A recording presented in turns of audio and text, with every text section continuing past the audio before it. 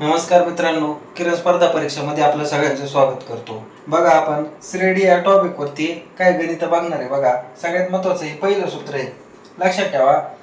अंकगणितीय श्रेणी म्हणलं जातं. अंकगणितीय श्रेणी अशा ठिकाणी लावली जाते जिथं फरक सारखा असतो. त्या ठिकाणी काय करू शकता तुम्ही, अंकगणितीय श्रेणी वापरू शकता.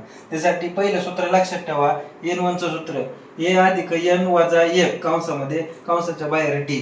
या प्रत्येक शब्दाचा अर्थ अगोदर मी समजून सांगतो आणि तुम्हाला मांडून पण दाखवतो.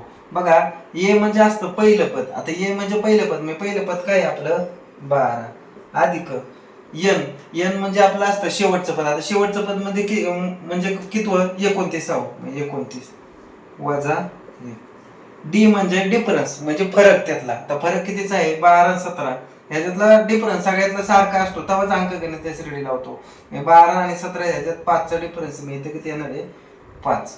मग बघा, 12 अधिक 29 मधनं 1 गेला, 28 राहिले. 28 गुणिले 5, 28 गुणिले 5 केले तर 8 पंचे 40, 5 दुने 10, 10 4 14. हे किती आले, 140 प्लस 12. मग 140 आणि 12 किती होते तर 152. तर 29वा पद कुठला असणार आहे, 152. लक्षात ठेवा, हे सूत्र पाठ असणं गरजेचं आहे. आणि त्या प्रत्येक पदाला काय म्हटलं जातं, कुठले, आणि हे ए म्हणजे पहिलं पद. लक्षात ठेवा, परत एकदा सांगतो, एन म्हणजे शेवटचं पद आणि डी म्हणजे डिफरन्स. समजलं असेल तुम्हाला. हे सूत्र अशा पद्धतीने वापरलं जातं अंकगणितीय श्रेणीमध्ये.